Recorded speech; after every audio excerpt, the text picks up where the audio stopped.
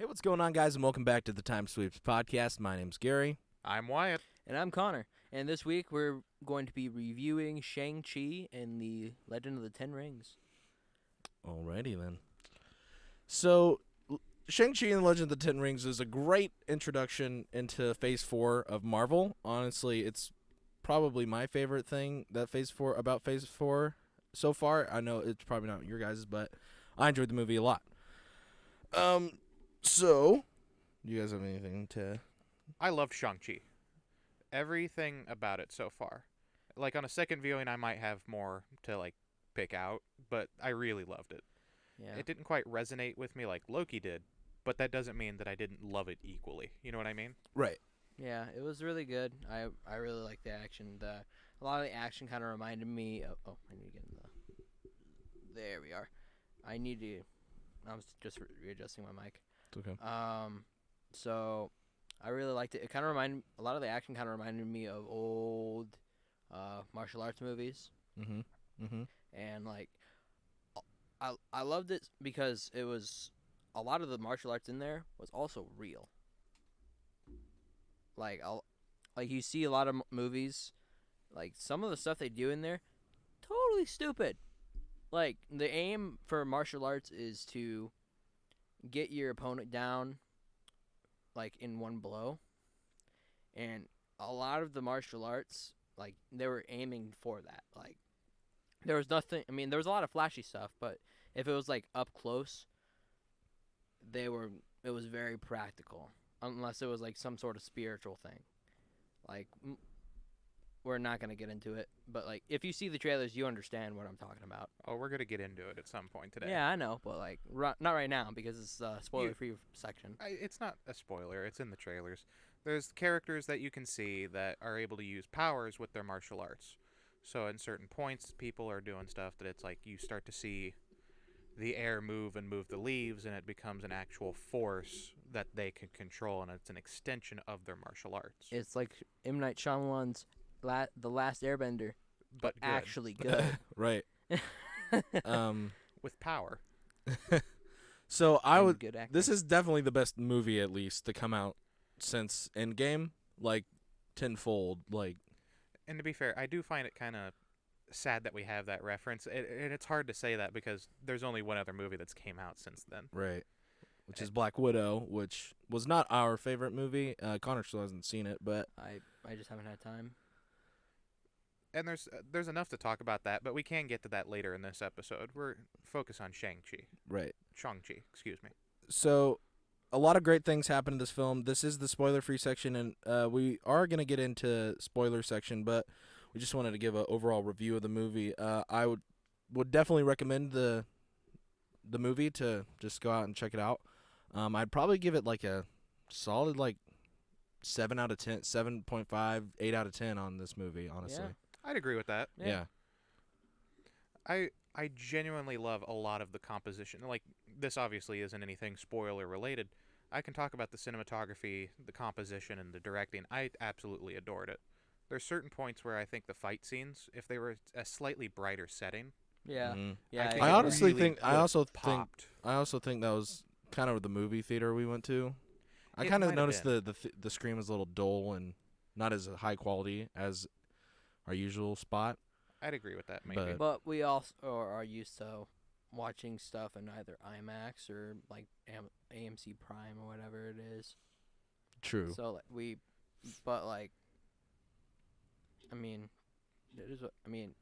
was a good theater. It didn't it didn't Cut. God damn it. We're recording again. We're recording again? Yeah. Okay, so you cut when you drop the bomb. Yep. I was talking about I really enjoyed the composition of scenes, and like I said with the darkness, I think one scene, if it was just slightly brighter, it's almost kind of like something I took away from Godzilla.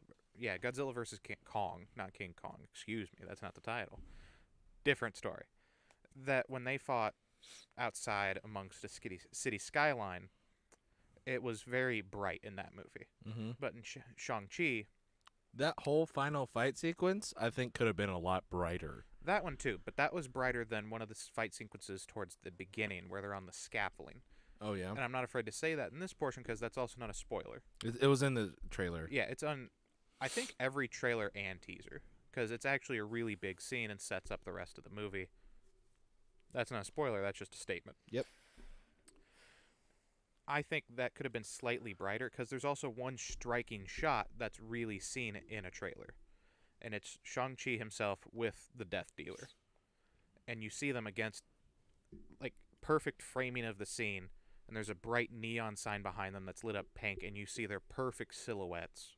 The Death Dealer in his fighting stance and Shang-Chi in his fighting stance. And it looks great. And I think that could have been worked with to more of the scenes almost. Just with just a little bit more brightness and having those striking shots, because I think that was absolutely a great visual to have, really, at that scene. And I almost wish that there was a scene, like, a beat to that scene. Yeah. Like, if it was there just a millisecond longer. Like, just a slight bit of tension, more than just right before they get back into it. And then the fight's broken up when Wu shows up. Right. So, do we want to move into the spoiler section? Is there anything else we want to get out before continuing? No, everything else I want to talk about is... Even some of the other movie composition things I have to say are more in the territory of towards the actual end of the movie and fit into that spoiler region. Right. Yeah. So, we gave it a rating, and we get in just an overall review of what we thought. So, listeners, if you haven't seen the movie, or if you don't really care, then just continue listening. If we come back to non-spoiler related things, we can put a timestamp in the description or the comments, so that way you can skip ahead. If there's any spoiler portions, I can go through and make sure that you know. So yeah, get ready to click if there's anything to click. So You can also click that subscribe. Nice plug. So things I want to talk about that are like spoiler stuff is so the first thing I have written down on here on my page was the whole like dance fighting aspect of the god like martial arts things is how they phrased it with the using the wind basically in martial arts. Well, I mean, that's a lot of Well, I know martial arts is like a lot yeah. of kung fu forms use the open hand and like the more like dancey moves. It's like a lot of kung fu is actually a lot more flowy as Right. opposed to the karate and the taekwondo, where it's like just straight movements and they just stop. A lot of kung fu, it's really fluid, and it's like well, and see, we kind of saw that go head to head Yeah. with the father and the mother. Yeah. That, like they're the first fight scene in quotation marks we see in the movie. Right at the beginning of the movie. Like so we kind of saw that what Connor was just explaining, like the more the flowiness versus the hard. the hard and like crisp versus the flow, kind of like the how do I explain it? Jeez, I'm a third degree black belt. Well, I think so. A good way they explained it in the movie was with the symmetry of water. Yes. Yes. Water was a bit like there. I saw a whole bunch of water symmetry throughout the whole movie and Imagery or symmetry? imagery. Sorry, Symmetry. It is straight. it is straight lines. No imagery. Thank you, Wyatt. This is why we have multiple hosts on this show, or else I would sound stupid. So imagery. Thank you for straightening that out. But like with the map that showed them the proper way to get through the bamboo forest maze, which is also in the opening scenes. Yeah, that I feel like we should iterate that. That's how you have to get to. How do you say the name of the village? I can't remember right now. I can't even remember the name. Taolei or something like that. It starts with T. The first word starts with T, and the second word starts with L. I probably should have wrote it down. We'll call it the village. The village. Because that's how Wen Wu refers to it a lot. The village is on the other side of like a moving maze. A magical waterfall and a magical moving bamboo maze. And that's how the opening sequence starts, is with going through the maze and then a car just absolutely getting destroyed. Mm-hmm. And the only reason he escapes is because he has the rings. Yeah. Right. That's the only way that he was able to get through there. And when that's Wu the was only this. way he was able to even compete a little with his mom, Shang-Chi's Shang-Chi's. mom. Like, she was just on, like, she was using the power of the Great Protector, or the Grand Great Protector, Protector. the Great Protector. She, like, he kind of. So Agent Dragon's back in Chinese, like, civilizations, like the serpent dragons, like, they were known as to bend the air around themselves to make them fly, basically. Yeah. That's how they flew, since they didn't have wings. So I kind of I thought that, like, so he's, and you kind of saw, like, he was a kind of like a, I'm gonna use benders because just Avatar comes to mind. He was like kind of an elemental bender type thing. Besides, like, fire, earth, he was kind of like a water air bender almost, because he was another thing to go with the flowiness on how those ancient serpent dragons fly. Like, they're very fluid when they Yeah. go through the air, like water. So, like, that kind of just, he focuses those powers through the people, at least the people who learn how to, because as we saw, not everyone had those powers in the village. Yeah. I don't know if that's a true statement either. I think it's because we didn't see that many of them using the possible powers. There was a description in the movie that they talk about the people that live in the village aren't from Earth, Yeah. and neither was the Great Protector, or the monsters that they have in this cave. Because if I'm not mistaken, all of the dragons in Marvel that look like the Great Protector, even in the comics, they're not from Earth. Those dragons are from, like, another dimension. Mm-hmm. I'm having a hard time remembering that. It's been a while for that I've read into that. But I believe that's where I think they do have powers, because they do come from the dragon. Mm-hmm. Well, that it was stated that that's why. Right. But I think they do all have that power. Or at least we just don't see it demonstrated. And I don't believe she said that they don't. It's just that we see two people from the village use that power. Mm-hmm. And then Shang-Chi, who is half of a person from that village, his genetics. Okay, I gotta ask you guys something. Do you think they would have made this movie if Iron Fist wasn't a Netflix show? Yes. Yeah. I do think so. Well, because they're kind of different. Like, I know, but like Iron Fist is obviously more like recognizable. He's more recognizable, but I think there's more to it. I see what you mean, though. Yeah, like because like I was so ready for there to be like a bunch of Iron Fist connections for some reason. Like I was just like, is this gonna connect to Iron Fist or something? Like somehow? I'm waiting for a possibility of the sequel to have a recasting of Iron Fist. I'm thinking we're gonna see Iron Fist come back in some way, because he's also such a large character. Yeah. well, He almost represents Marvel Kung Fu more than Shang-Chi in, like, terms of the past, because Shang-Chi always got put back to a second bar. He's always been popular, and he's always been there, friends with Spider-Man, friends with everybody. right. But Iron Fist was always that one, because he had the title with Luke Cage, Power Man, where it was Heroes for Hire. Yeah, exactly. And Shang-Chi, kind of carried his own title by himself, because he's at least, like, I don't know, how do you say, a better character. Well, and I think the reason they kind of had to do Shang-Chi as the martial arts character rather than Iron Fist in the MCU is because there's a way more tie-ins with Shang-Chi in the MCU than there is with Iron Fist, I think. Yeah, for, like, access into the world. Right. That's what I was saying. Like, well, because, like, ever since Iron Man 3, or not even, was it Iron Man 3 was the last mention of the 10 rings, or was that Iron Man 1? Technically, Iron Man 3 was, I think, the last main reference to the 10 But- rings. Yeah. Well, it was just the logo. It was only the logo. They didn't even talk about it. Like, the last time we had, like, a deep dive in quotation marks, because it wasn't even a deep dive.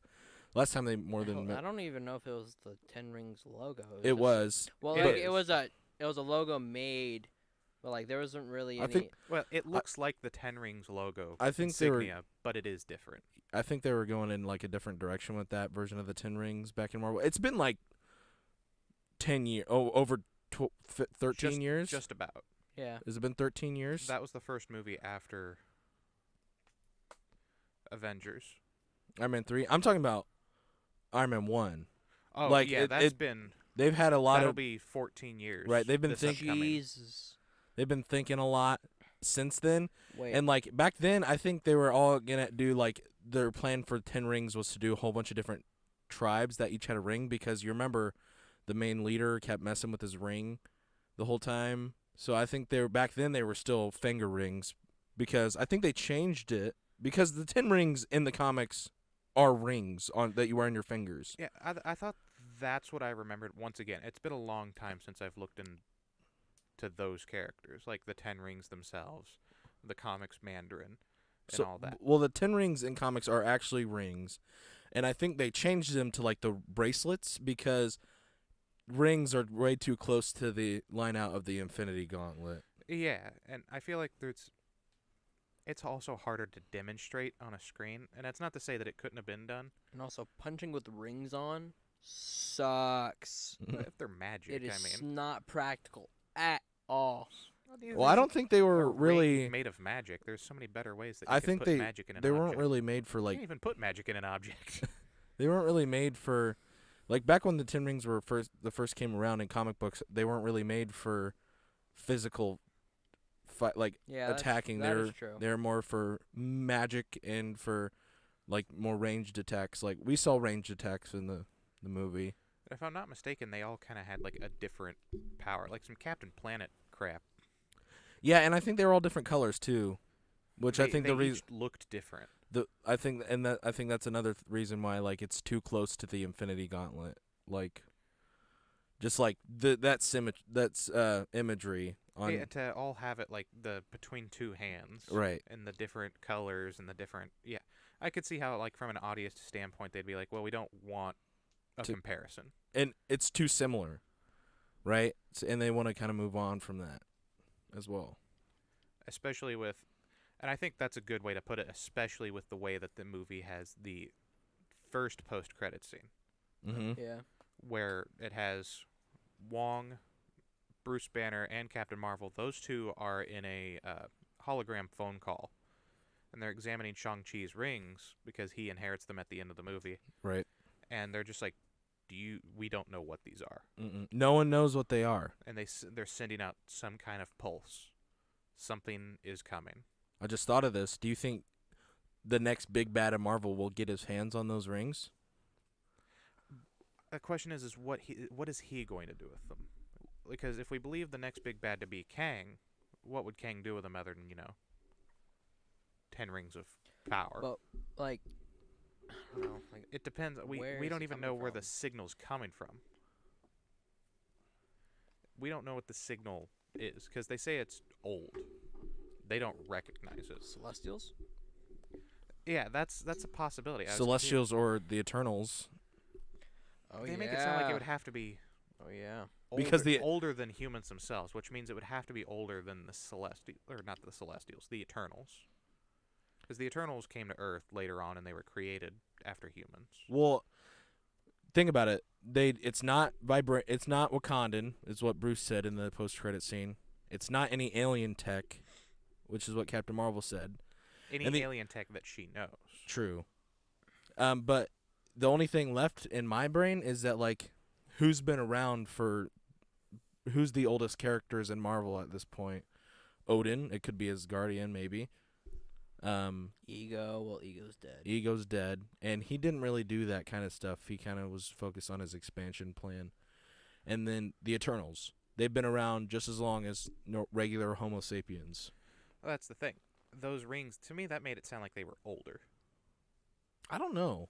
I'm thinking they're transdimensional. They're alien. Kind of like that was a big thing in the comics was the transdimensional nature of a bunch of these characters. Mm-hmm. And I think that might be a big push of where it's going next with some of that stuff. Right. Especially in the intro into the multiverse. It's easy to, like, once you have a different universe, a different dimension's a breeze. Yeah, Dimension's it's just kinda, a layer of one universe. makes it kind of easier to explain things. Right. That's kind of the only reason mutants exist is because Jack Kirby and Stan Lee were tired of giving scientific explanations on how people got their powers. Yeah, they were born with it. So, It's a whole lot easier. but we kind of skipped over the rest of the movie there. The next thing I have written down that's in spoiler territory is Abomination and Wong. We finally got to see the whole fight because we got that teaser in the trailer. They're buddies. To be honest though, it wasn't much longer than what we saw in the trailer that the fight went on for. Yeah. So, but I will say Wong kicked Abomination's ass With magic. by using Abomination himself. Oh, we all know Wong and his portals. He likes to. Yeah, you use that sling ring and you can Yeah. teleport a giant fist into somebody else's face. Or his own face. I thought it was striking very similar to Infinity War with a what's the dude's name? The one that worked. He was one of the children of Thanos. The big one. Yeah. I don't know any of the names of the children of Is it Thanos. Obsidian something? Cole No. Obsidian. No. No. Obsidian. That's not important. no. Right now. I don't even remember. Big his name. Boy. His Yeah. name was Big Boy. He's Squidward's friend. Yeah. Squidward's big brother. Right. So Squidward's big brother tries to like He's attack Squilliam Doctor on- Strange. He's roiding wait. it out, Squilliam. Did Wong open that portal too? What portal? Because you see it in To cut his Infinity hand War. off? Yeah. Yeah, that was Wong. That was Wong. So Yeah. Wong has a thing with portals. and switching arms. Well, around. and we saw how that was another Infinity War was another reason how we see how powerful the sling rings are, because that's their only counter when that fight breaks out in the streets of New York between them and the children of Thanos is like just Throw 'em Doctor somewhere Strange and else. Wong's using those sling rings. And to be honest, I think that is like it's easier than just being like, well, we got to use magic light swords. Right. Just Magic. open up a portal and throw them somewhere. I do like the fact that they use Wong though in this movie. I think Wong's gonna be a much bigger deal in this next. I've always Phase. loved Wong. Like He's truly awesome. Comics, he's always been a character that I've loved. You remember when he died in Doctor Strange? The first Doctor Strange. Yeah. Yeah, and Doctor Strange was like, "Nope, I need you." I would have been so upset if they kept him dead. Well, a lot of things wouldn't have happened, you know. Well, yeah, Yeah. but that like I didn't know that the first time watching the movie. We wouldn't have been able to witness him like sing Beyonce. Well, that happened before. Never mind. Oh yeah, that did happen before. But yeah, Wong, even in comics, like before the Doctor Strange movie, there was a comic where Strange is fighting somebody and they take away his magic and they're just like, well, let's have a hand-to-hand fight. And Doctor Strange just gets into a fighting position. He's just like, Wong may be my servant, but he's also my master. And he just beats the crap out of him because they just insinuated that like Wong taught Doctor Strange martial arts as well. Oh. Wong taught Victor Strange how to just beat the ever-loving crap out of people. Don't have magic? Break their neck. Just do it. Well, so what was I gonna say? I was gonna say something about Wong. Oh, Said so the no-no word. whatever. I'll get the Connor squirt cut that bottle. out. It's Connor's editing this episode. Oh, Don't forget to okay. cut shit out. This time. Okay, That's so the reminder. I wanted to talk about Wong. Do you think in this going back to the Spider-Man No Way Home trailer, do you think that when he's leaving, he's headed to something? Do you think? I'm asking if No Way Home. Do you think that takes place before Shang-Chi? Because I'm thinking it's going to be contemporary slightly. Yeah. so we see Wong leave, and he could be leaving to go to the fighting tournament. Oh yeah. I don't think he's going to the tournament, actually. Where do you think he's going? I think to? between the tournament and when we see him in the post-credit scene, that's where Wong is. Okay. He goes back to the Sanctum Sanctorum after fighting Abomination, gets his crap in order, grabs his coat, and then he goes to this other place to help research what the heck's going on with the rings. That's when he calls in Shang-Chi and Katie, and they're just like, what's happening? What are these? And that's where you get the phone call with Bruce and Captain Marvel. Okay, so now going back to the fight. So Abomination has been dumbed down Yeah, a lot. to be fair, he doesn't say much because I didn't expect him to say much, but it seems like they dumbed him down somehow. Well, I feel like they probably couldn't get the actor in to voice him. Well, even then, they couldn't for Red Skull, and they still found somebody to do an impression of him. Yeah, but Especially, if it's just gonna be like a few minutes, why do payroll? Well, he kind of was. He was acting more hulkish to me, like kind of like dumbed down a little bit. Yeah, like Because like even the way Wong talked to him. less monologue-y. Right. He's not as like strong with his words. What's the word I'm looking for? He doesn't have a very good vocabulary Yeah. Thank you. or intelligence, but he's still got the villain monologue for Hulk to just come in and be like, make insert angry face, Hulk smash. Right. Yeah. So, and that brings us back to the post-credit scene that we were talking about, where Bruce and Captain Marvel and Wong and Katie and Shang-Chi are all talking about the 10 rings. Bruce is back as Bruce again. He's not He's Professor not Hulk Professor anymore. Hulk, and his arm is still in a sling as well. Right. That's what I wrote down. Bruce And it doesn't look is human shriveled again, either. and his arm is still messed up. So, well, because Hulk is invincible. Like he in the comics at least. Like Yeah. he heals from every Pretty much everything. injury. He's the only thing that can truly take out the entire Marvel universe Exactly. at will. Besides, the given list But- of characters. But and- why is he back as a human now? Because like the whole thing about Endgame being Professor Hulk is that he found a way to have the brain and the brawn at the same Maybe time. he didn't want to. I think that's going to come down to the same reason it Convenience. always happens in comics. It's like, oh, well, we need regular Hulk for this insert story. Just like every time he cures himself from being the Hulk, Well, and see, I was Hulk not a comes fan back. of Professor Hulk in Endgame. he was lacking something. Like, And I think it was that slight bit of addition to make the voice grumbly to me, actually. Mhm. Because instead it just sounds like Mark Ruffalo. which is weird coming out of an 8-foot tall green man. Right. For information, like, the Hulk has always had added voice from Lou Ferrigno, who originally did the Hulk in the 70s TV show. Mhm. And I think once you take that away, they even started taking away his facial features, and you see that in Thor Ragnarok and in Infinity War. And by Endgame, it's Mark Ruffalo. Even down to the voice. It's just the sounds. Well, the talking is Mark Ruffalo. Well, And even I think in if they lowered the pitch of his voice, or had him go through voice coaching, so that way they overlaid his voice with him making a deeper voice, it would have sounded more him, like Hulk, but intelligent. right? So like the voice that they did in Thor Ragnarok, he was still sounded like he was in Hulk, but like you still had that undertone of Mark Ruffalo. Right. Mark Ruffalo has always been mixed with Lou Ferrigno. Right. So that Wait, voice, Lou Ferrigno's been doing like voice with.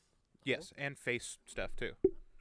So they face molded. Say they face. They've merged Lou Ferrigno with Edward Norton and Mark Ruffalo up until very recently. Jesus Hulk's Christ. Lou Hulk's Ferrigno is the strong Hulk. chin is not Edward Norton's or Mark didn't- Ruffalo's I chin. didn't know that. I did not If know you that. like, the forehead looks like the actors in both Hulks. Yeah, and you can But see the it in the chin- eyes too. But the chin and the lower parts of the face, that is definitely It's the merging of faces, and you, like I said, you see that start to change in like well. And see, in Endgame, Ragnarok, it's Infinity War, and Endgame. in Endgame, it's literally just Mark Ruffalo green. Yeah, it's green Mark Ruffalo. But I think the reason they did Professor Hulk in Endgame is because regular Hulk was too strong for that movie. Yeah, it would have been too easy. And in Infinity War, I think that's the problem they ran into, was they were like, crap, we just threw away the Hulk. We just had Hulk get his ass like beat by Right. Thanos. And I think that derives the problem of, I think that was Hulk not expecting that kind of fight. Right. Well, because that's Hulk coming back from years of winning, only winning. Yeah, In only quotation marks. winning. He has never been beaten. He's the Hulk. Right. Imagine if you have a dog that's always won a fight, and then all of a sudden this new, bigger dog comes into the neighborhood and just beats the crap out of it. He's Yeah. gonna have his tail in between his legs and his ears he's down. going to run off, and he doesn't want to go back outside. The other dog's waiting for him. Right. And so we're getting a little off track, but going back to the movie and going back to the Wong Abomination Wong fight scene, there was a Hulk has scene been before. domesticated. There was a scene before the whole Wong Abomination fight where they're showing like smaller fights that aren't the main title fights. Yeah, the And biggest cubicle, star attraction. Like in these cubicle type things, there was like a normal just martial artist versus a sumo wrestler in one of them, and then there was a person who is very efficient with knives. I don't know if that's a connection with something else in the MCU. And then a person infected with the crap from Iron Man 3, the fire stuff. Extremis? What? Extremis or whatever it is. The extremis virus that got injected. Oh. I couldn't that's what remember the it's name called, of it. yeah. I don't if that's the name. Yeah, he was infected with that. And that's the first time we've seen someone with that since Iron Man 3. Still alive. Right. Besides Pepper Potts, who just never Well, got... she got cured. That's like kind of the whole thing at the end of the movie. But I don't remember that actually happening. I just remember the movie Yeah. ending, and they're just like, "Oh, we'll fix you," and then they just said they'll do it, and the next time you see her, she's perfectly fine. Well, Well, it's it's kind of been funny implied. because I really like the ending of like when he's talking about that. He's like, I almost had this 20 years ago when I was drunk, so I think I could figure it out now. Like like that's how smart Tony Stark is. Like, Which I think that should be the precedent going forward for Reed Richards when they introduce him. if he's not like the smartest guy in the room at all times, There should only be one man smarter than Reed Richards. Peter And that's- Parker. no. Doctor Doom. Doctor Doom, yeah. The one man who outsmarts Reed Richards. The only problem is that everyone, like, they always talk about Reed Richards is the smartest man in the universe. It's like the Sonic paradox to me. No, If Sonic is the fastest thing alive, why can Eggman outrun him? right. And why can Tails keep up? Yeah. If Reed Richards is the smartest man alive, then how come Doctor Doom he just can be smarter? Well, and even Reed consults Tony Stark and Bruce Banner in the Right. comics and Well, stuff. you need a second opinion. True. And if they're the But other smartest I people, he still insults I them do too, think 'cause- Reed is way smarter than Tony Stark and Bruce. Like, Yeah, and I think, isn't Bruce supposed to be smarter than Tony Stark in the comics? I don't remember. It's been a while Bruce since I've is seen like- that gauge between them. Bruce is just supposed to be, And Peter Parker's also actually up there because yeah. he's Peter Parker. Well, and see, and Amadeus Cho. And right. Actually, Amadeus Cho is supposed to be smarter than Reed Richards. bullcrap. I know that's incorrect because I refuse. Because Reed Richards has the Council of Richards. right. Which I think is like one of the coolest runs of Fantastic Four. It's just Rick and Morty, but Marvel. Yeah. And then, so there was a lot of Iron Man 3 references in this movie. And I do really think that was intentional, just so that way they give proper purpose to Iron Man 3. And in the comics, a lot of these characters were, I swear, were introduced in Iron Man comics. Yeah, I'd agree with Especially that. the Ten Rings and the Mandarin, Mhm. the introduction of dragons, because in the comics, there's a bunch of dragons, but I know for a fact in the comics originally, Fin Fang Foom was introduced in an Iron Man comic. Well, Yeah. so I whispered over to Connor while we were watching the movie because there was this whole thing going on where Fing Fang Foom wasn't going to be in the movie, and I was like, surely they won't have him be the guy behind the cave, like behind the wall, the cave wall. Yeah. I was like, maybe that's, There's another who they're dragon keeping that I in think there. looks more similar to that, and I can't remember his name. but they there's went on with the so many the soul dragons. sucker, like demon dragon thing. And I'm not sure if Fin Fang Foom will see the light of day In the because of MCU. his name. Right. It's not exactly nice. You know what I mean? It's straight up. They were just like, make up something that sounds Asian. They were like, I know. Fin Fang Foom. Mm. Yeah. It sounds more like fee fi fo fum to me, but okay. Which was a European creation. Yeah, but he's supposed to have. Yeah, I know he's supposed to have like Asian connotations and all that. One of the more funny parts of this movie is when they're all sitting around when they first get back to the Mandarin in quotation marks because they don't reference him as that in the real Mandarin. Yeah, and I love that they do that. And- because that's always something that's bothered me. And he calls the fake Mandarin, which is Trevor. He's like, this American terrorist had to invent a terrorist, and they named him after chicken, and a chicken dish, and everyone was terrified of it. Yeah, imagine the entire country of America being afraid of an orange. Right. Which I thought that was hilarious to talk about. And speaking of Trevor, he is in this movie, which was a freaking thing that I was thinking about. I was like, surely Trevor will be in this movie because he was taken A by. lot longer in the movie than I thought he would be. Yeah, I thought he was just gonna be a cameo, but Yeah, I thought it was going to be a quick one done scene. Yeah. No. and he has a pet. Yes. that pet. Morris. A Morris. I I don't love know Morris. what the hell it is. Imagine a chicken's body that has been like defeathered, and then fur on it, and then Given legs. more wings on top of it. And given legs. What are those things called? Squishables or something like that? I don't know. That stuff thing that pretty much it seems like everybody's Instagram story loves. God. Oh, Squash yeah. mellow something. I don't remember. Squashmallows, yeah. Those. It looks like that, but with hair and iridescent chicken wings. Oh, and Trevor is the only person who could talk to this thing, apparently. For some reason. At least in our universe. Like, he's like... Yeah, out of average humans. I think it's just because he spent so much time with them. I think he just bonded with it. Like, if you have a dog long enough, you know what he's thinking. You or, know what it's... You just know.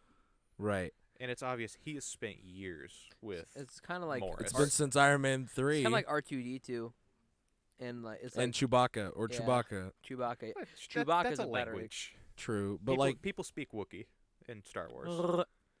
Like, Han understands it and can kind of speak it, but true. Yeah. What was I going to say? Oh, so I had this theory as the movie was ending, because there's the scene towards the end of the final battle scene, where Trevor is laying on the ground, presumed dead, and the chicken Morris, that's what I'm going to call him. they called him a chicken pig in the movie. Chicken pig Morris. Or Aquafina's character did. Yes. Runs up to him all sad because Trevor is dead, and then he leans up and he's like, "Shut up, it's just a performance, now play along." And then Chicken Pig proceeds to play along. But my thought is what if Trevor is our fourth wall break? And like Trevor is just so messed up in the head that he knows that he's in like movies. Like actually. I think he's just selfish and trying to hide. Maybe that Not too. selfish, but he's very much out to save his own skin. And I think he cares enough about Morris to be like, hey, just do what I'm doing. Just play along. Yep. You're my favorite thing in this universe, and I'm not about to lose you now. You are my chia pet. Another. Speaking of Morris and Chicken Pig, there's a lot of cool creatures in this movie. So Oh many. yeah. I forget the name. The lions, the lion love creatures. They have a name because they're actually in like the culture, as like guards or something. Like they're guards of palaces. I can't. If you've seen Mulan, it's the dragon that the the big ass lion thing. the North dragon, the one that gets his head torn off. That's what they are. I believe they're just guardian lions. Yeah. Probably. But there's this freaking hilarious scene where a guy from the Mandarin's army runs up and hits it, and he just looks at it, and the lion just throws this guy all the way across the battlefield. He tries stunning it, and it just looks at him and then uses its hind leg to just kick him. Destroy his life. Yeah, that was funny. I absolutely love seeing that happen, Mm-hmm. especially because it's just like you see it like taking on like 3 guys, and this one dude runs right up to it, and Yeah. it's just like, I got this. And he looks Well, so surprised that it didn't work after he just watched 3 of his buddies just get ripped in half by a guardian lion. Then the lion goes whoa, and he goes blah. Well, and there was a Ninetales in this movie. Connection to the Pokemon. yeah. This Marvel and Pokemon are now one universe. Well, no, the nine-tailed fox is like an Asian like legend. So Yeah. yeah, like it's Naruto. It's like Mhm. if you've watched Naruto, yeah. I haven't actually watched Naruto. I'm planning on it. I thought that was a cool thing to yeah. include. There was as Trevor put it, that's a weird looking horse. Those actually have a name. I can't remember what they are. It's like a dragon head on a horse body with antlers. I've seen them before, and I've heard the name of what they actually are before, but it does not come to Is me. it like it's not an animagus. No, animagus. No, is like that's in Harry Potter. Yeah. Well, That's even more foreign to me, kind of. Harry Potter creatures are Animagus is when you could switch Beyond to me. animal form at will. yeah, I know. Is that what that is? Yes. And it's a really long process. We should have a Harry Potter episode because That's all you, buddy. I love Harry Potter. I don't Maybe know we enough. could have Connor's sister on for that episode. Guest spot. Because I know she's a big fan of Harry Potter.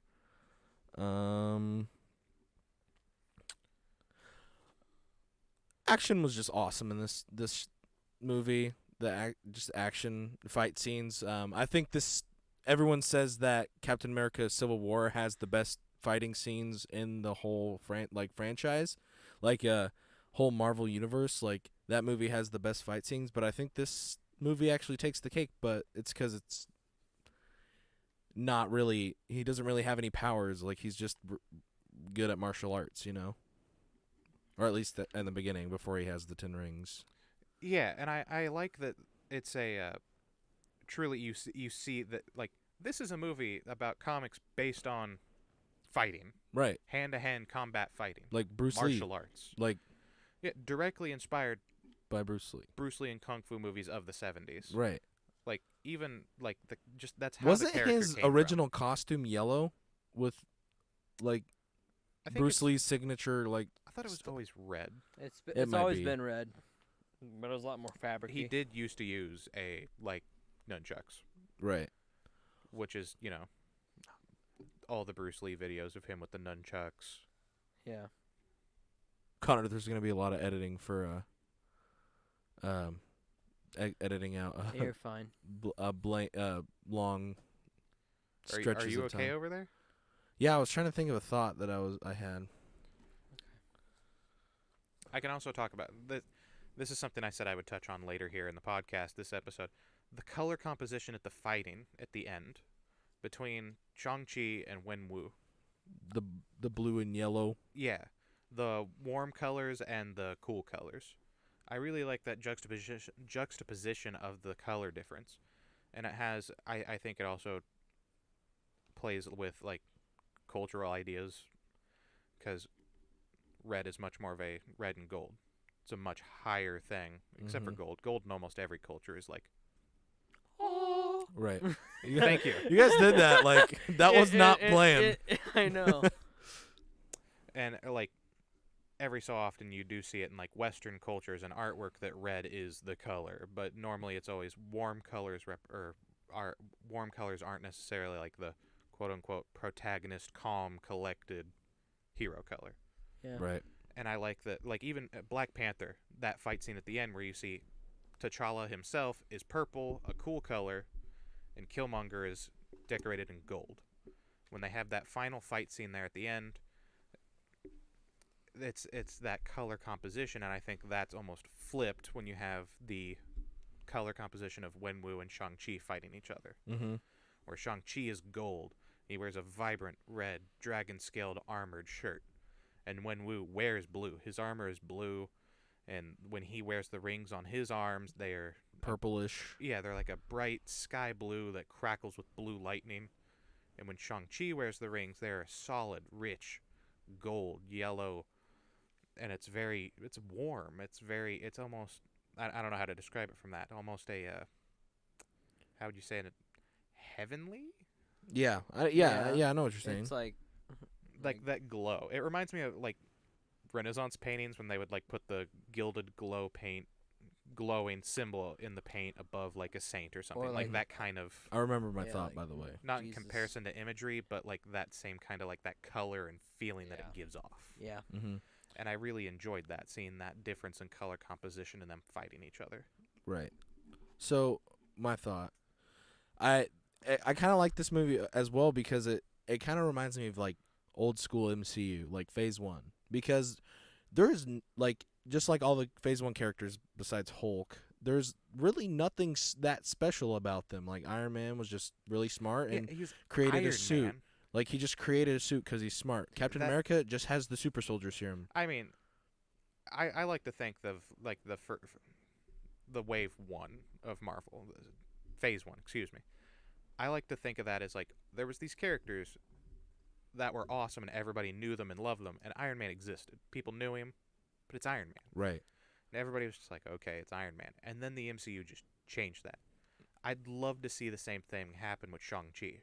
Mm-hmm. Because in comics, people have always been he's there, he holds his own title, and he's had his own stories, and he knows everybody, and everybody knows him in the comics, but it's just Shang-Chi. Well, so what I liked this movie, because it kind of brought me back to Phase 1, is that, like, yeah, they have superpowers, like, but it's just, they're just people, right?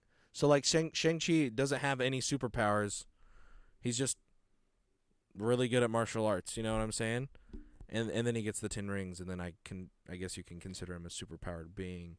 But, like, Hulk and Thor were, like, the only people that we saw have superpowers. So wait, is Shang-Chi immortal now? If he chooses to be, I believe. I believe what kept Wenwu immortal in, like, this Vandal Savage type way. Vandal Savage being the DC character. That's my connection there to Yeah. the, like, the I kind of think of him more of immortality. a Ra's al Ghul. That's what I thought about it first, especially with, like, the whole idea of the 10 rings and kind of Right. how it's like this assassin warrior cult. Yeah. But to me, Vandal Savage fits the same kind of standard better because they found this thing and it just happens to keep them alive. But in Wenwu's case, he had to, like, I think, keep them on Yeah. because that's what it was when Well, because you he remember says that in the movie. he gives up everything and takes him off for for his wife. What's her name? Shang-Chi's mother, and he starts to age, and he was like, I finally feel like I could grow old. Yeah. And then she was taken away from me. Yeah. And he puts the rings back on, and he no longer ages again. Yeah. He also gets rocked by that soul-sucking dragon. Oh yeah. Oh, Like- yeah, that thing, really. Like, he just, that soul-sucking dragon just grabs him and's like, you're mine, I you're was like, dead. I pretended to be your wife. Right, Peace out. right. I'm eating That's your kinda, soul. that's kind of dark, though. Like, Yeah. Oh, yeah, no. And, like, It plays off of Horrifying. grief. Yeah. it manipulated him and his grief so that way it could be released, which creates, the whole sympathetic villain. Yeah. So, before Avengers 1, we had 4 characters be introduced. We're on kind of this is our 3rd character that's been introduced because we had Scarlet Witch, the new Captain America, and Shang-Chi. So do you think we're going to get the next character introduced and then we'll get a new Avengers movie? I think it's going to be longer before we get an Avengers movie. Yeah. I think we're going to see the Blade movie before we see another Avenger movie. Probably. Yeah. I'm just ready to see all these characters on screen together, Because I you know know? the big thing that's basically going to, like, at least shift or be the end of Phase 4 is the Fantastic Four. Mm-hmm. That seems to be the end goal. Well, yeah, it's kind of. I saw a meme where it was like everyone thinks this is some Fantastic Four, and then like light shines up behind it, and it just says Avengers 4. So we were led to believe that it was Fantastic Four, but it was really just the next Avengers movie. I was like, that would make everyone so mad because everyone's ready. Burn down Kevin Feige's house. Everyone is ready for Fantastic Four to be in the MCU. I just want Benjamin Grimm back. Yes. The Thing is what I live for. Oh, and that I found the name. I believe the name and how it's pronounced of the horse, dragon, lion-faced Tiger, like thing. The very blue thing. It's not in any of the trailers, so it's hard to reference that way. But if you see the movie, you know what we're talking about. Trevor references as weird-looking horse. Yeah, and I believe it's called a Kirin. Yes, it was in the Spiderwick Chronicles. That's how I remember it because it was in like the little book thing. Yeah. Translated into English in its native tongue, the letters are Qilin, and then it says it's pronounced Kirin. I believe. At least that's what Wikipedia seems to be suggesting to me. Is the chicken pig a real creature, or is that invented just for this movie? I have not checked that yet. I'm afraid to look up chicken pig thing because I'm just going to get pictures of Morris everywhere. Morris. So, Captain Marvel is in the post-credits scene, the first one at least, and I don't know if I don't think Monica's with her yet. So this is No, I think that's going to be saved for the movie The Marvels. Yeah. And I think we're also might get an introduction. Well, might get and an she was introduction rushing to off Blue to Marvel. something. Yeah, Yeah. something Some called upon her. And I think that we're going to see that in the Camilla Khan Miss Marvel show. Yeah. I think that's where a lot of all these things are going to accumulate is in these shows. Mm-hmm. I think that's the future of Marvel is the TV shows. At least for characters we haven't we've already seen. Because we've already seen, we know War Machine, he's getting a show. I think some Well, of these She-Hulk characters and Miss Marvel are. haven't been introduced yet, but they're going to heavily play off of characters we do know. Okay. I think that's why WandaVision was important. Like, we know Scarlet Witch and Vision. Right. Easy as day. But those shows introduced a new version of Vision, Scarlet Witch in her full potential, Agatha Harkness, who's going to be, I'm assuming, way bigger in the future, as well as Wiccan and Speed. Right. As well as Monica Rambeau and her powers as she's had like 3 different superhero names, and I don't remember. Photon? Photon. Morris is a Daijang. So he is a creature. Yes. Okay. I didn't know that.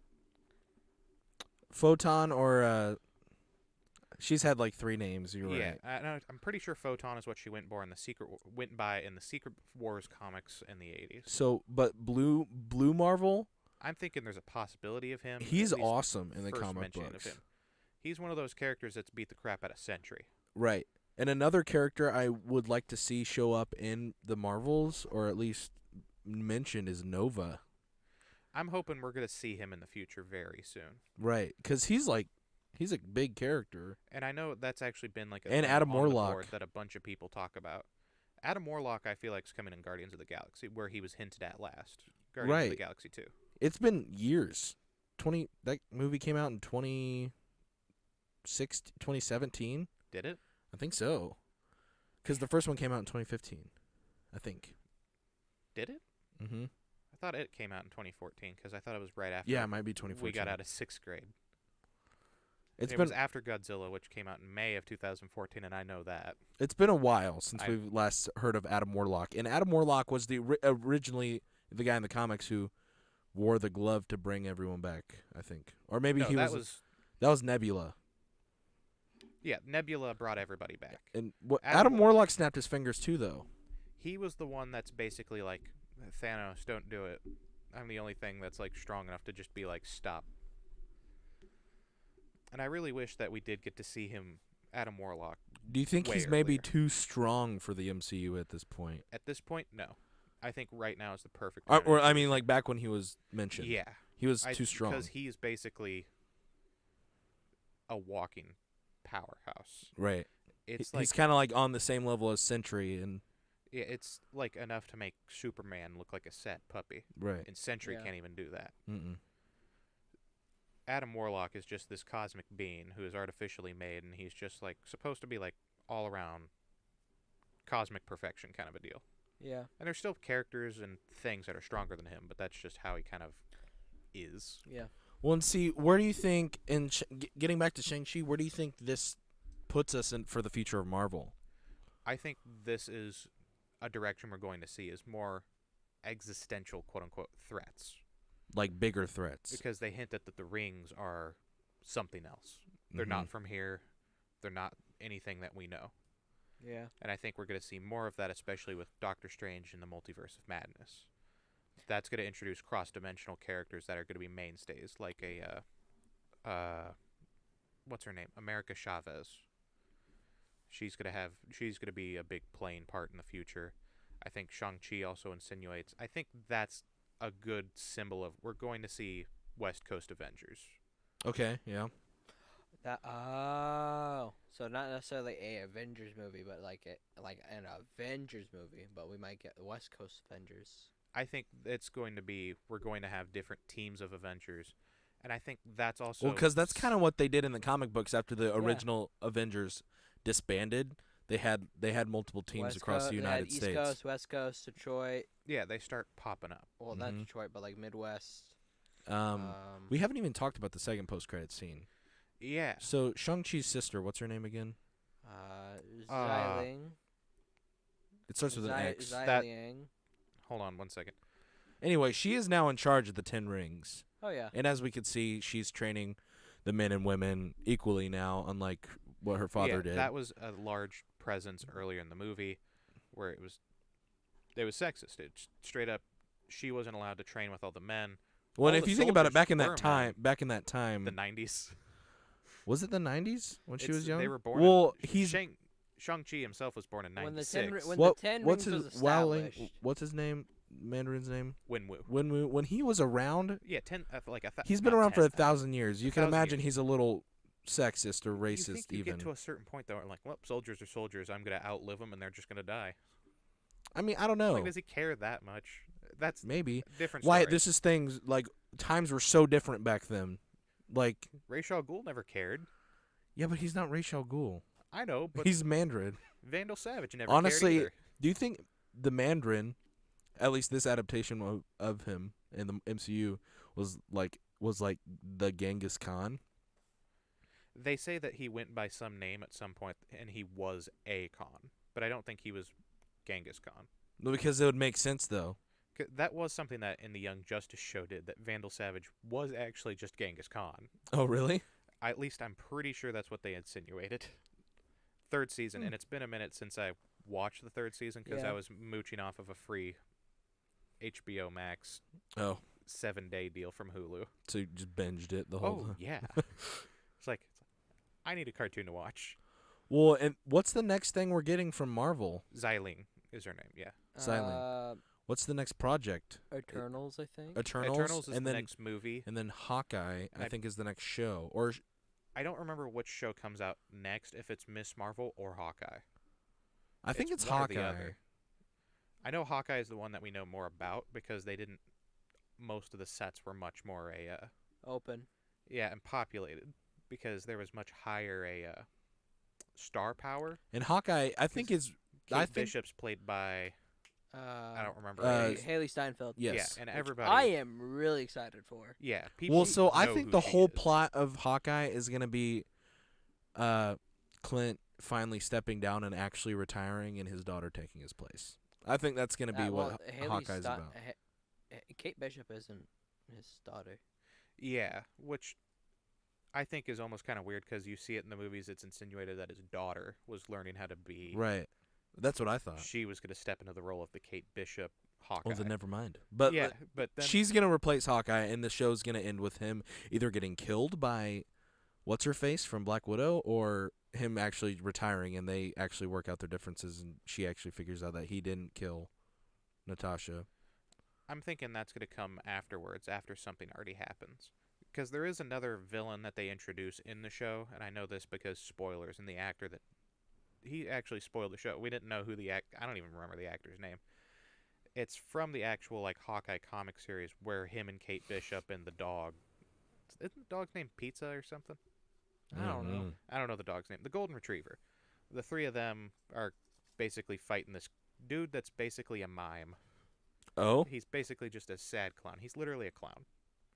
well, so maybe the new Black Widow teams up with them at some I'm thinking point. she's gonna have something to do. They're with gonna. it. She's gonna be like an early season villain, like She's gonna, the external threat.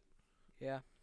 Like how or here. I just thought of this. Maybe Kate Bishop doesn't even go with the Avengers. She goes with Yelena Belova. she goes with her team. And Valentine. Valentina, I think it's Valentina. I don't know. I can't She's remember got the she's actress' got name. U.S. agent and Seinfeld's ex-girlfriend yes, person friend. she's got new Black Widow and U.S. agent already. Her name is Toyota Corolla. Close enough. Exactly.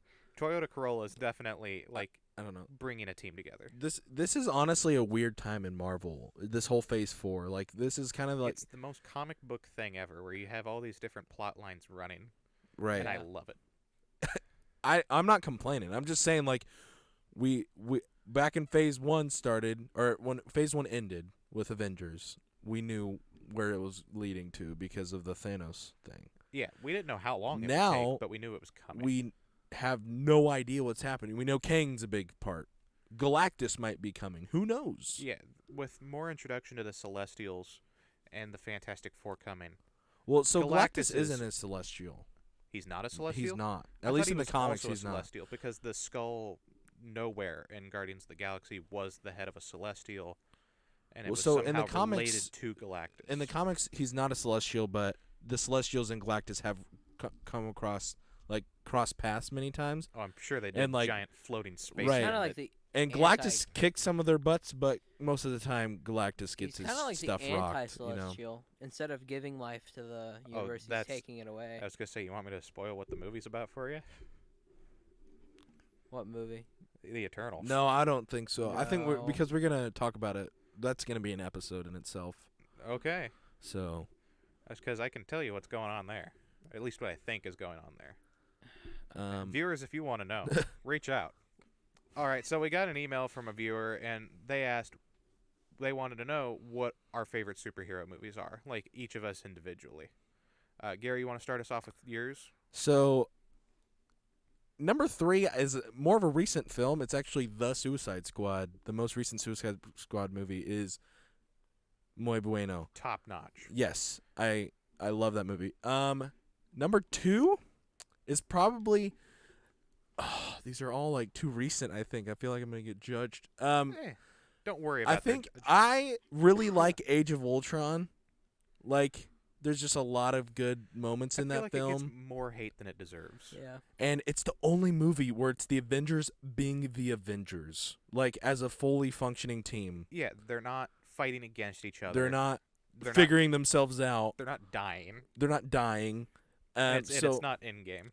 yes, and I think that's number 2 of Age of Ultron is, and my number 1 is Endgame. Like, it's just so hard to beat that movie for me.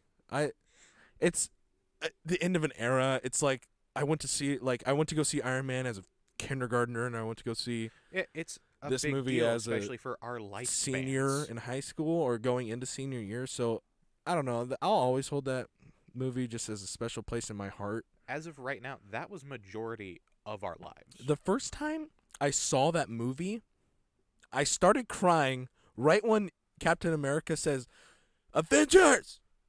Assemble." I started crying then, and I didn't stop until after the funeral.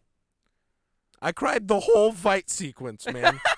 The whole time that all the badass thing is happening, I am crying because I'm like, this is so cool. I mean, to be It's all on screen finally. Like, everything to that be we've waited fair, for is Wyatt, here. Wyatt did cry whenever the whenever we watched the Batman Trailer. trailer. I did. The Batman He trailer. started bawling, and Friends- Gary and I were just like sitting there like, Viewers, what the hell? True believers, if you know me, comic books are how I've lived life. And certain characters have always just been there in my mind. I learned to read, and I learned to so much, probably a negative in a way, from Batman himself. Just reading, watching the animated series and movies, and that trailer invoked something in me. I'd like to change my number 2 answer. In-game did too. I'd like to change my second second answer Go for it. to one of the X-Men films Just one of them. because those movies got me into superheroes. Like X-Men, like the original X-Men films made in like 2000. Like the first one was made in 2000. Yeah. So I have to put those on my list because it's literally what got me into superheroes. So yeah. So my list goes Avengers Endgame, one of the X-Men films, and The Suicide Squad. That's mine. All right. Connor? Oh, crap. Yeah, you kind of forgot you had to answer there for a second, didn't you? Yeah. Surprise! Surprise! Some fries. Hard eyes. Shit. Lean forward into the microphone. He's thinking. Well, I will probably say I know what my number 2 is, and I know my number 1 is. I don't know what my number 3 is. You really don't even need to have a number 3 if you know you're 1 and 2, but Yeah. Well, my number 2. You can have a 5 if you want. My number 2 is actually Just never have The your number 2 original- on me. Christopher Reeve Superman. really? Yeah. The very first one? I mean, I just remember growing up watching that, and I was just like, huh. Number 3 will be the original Avengers movie, Okay. just Yep. because like I remember sitting there as a kid, like, oh my god. Right. And then number 1, Spider-Man 2. Spider-Man.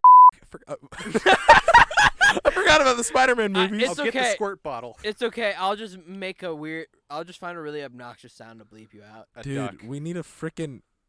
There's 3 is too limited, but yes. Okay, so yours is Spider-Man 2, original Superman movie, and what was your third one? The first Avengers movie. The first Avengers movie. Okay, Wyatt, end us off, All right. or end the segment off. some of my favorite superhero movies is I know my number one automatically. It's Batman: Mask of the Phantasm. Okay. The best yeah. Batman movie to ever exist. Okay. My number two is hard to say, and it might be the first Hellboy movie. Because no comic book superhero movie left a mark on me in the way that did, unless it was Batman. Yeah. And I'm not going to say Marvel left the same mark on me in that way because it was different. Mm-hmm. It didn't resonate inside me, if that makes sense. Right. Like, Yeah. Marvel's always been there. I've always loved the movies, but it was different. Okay. Yeah. And I do have, after number two, it's hard to say. Mm-hmm. Because I loved Into the Spider-Verse. Ooh. I genuinely yeah. Dude, I loved forgot all that the movie. Spider-Man movies. Yeah. We need to do like a top 10 movies one yeah. episode because like We can do a whole episode I need a whole superhero movies. week to think of a top 10 superhero movies. And like there's just so many superhero movies that I've absolutely adored and watched. Right. There's so many good superhero movies now. Yeah, Mhm. especially now there's so many more. Like Blade is another one that Right. like it's always been there. Yeah. I've always liked it. The ending's always been weird to me, but that's forgivable because it's always just been And Wesley Snipes. holy is crap, Wesley it's Blade. Snipes. when I Right. was younger. Ghost Rider, the movie's not that good, Mm-mm. but it But left it was a mark. Well, Awesome. see, that's how I feel about like the third X-Men movie. Not the first two I liked, but the third one I'm like, kind of. But it's just because I grew up watching the third X-Men movie. You know, Yeah. like The Last Stand is the least popular of the original trilogy, but I love that movie. Well, and see, that's kind of why I like a movie that I like that a lot of people don't is Green Lantern. I only like It's that always movie. been hard for me to sit through. I only like that movie because I love the character, and it's the only movie we have with Green Lantern. You know, In live action. right? That CGI. Oh my god, puppet I didn't even man. think of all the DC animated movies, man. Yeah. like, Yeah. There's Justice a League whole, War, whole universe. Justice League War, man. I love that movie. We'll have to put a pin in this for another time, guys. Yes. This is the end of the episode for today. All right. Do you want me to name a secret word off, or would you like to say it, Gary? Think of a word because I've done it the last couple times. All right. The secret ward. Secret The Secret Ward. Make it Shang Chi themed. You had to say that. It's harder for me to. Perfect. Actually, I know exactly what I want it to be. Okay. The secret word this week is Morris. Morris. Yeah. Yes. We've said it enough. It's Morris. All right, guys. Thank you so much for listening to this episode of the podcast. I know when we talk about superheroes, we tend to ramble on, but that's just because we love superheroes. Anyway, thank you all so much for listening, and we'll see you next week. Time Remember, to edit. like, Woo. comment, and subscribe. Bye.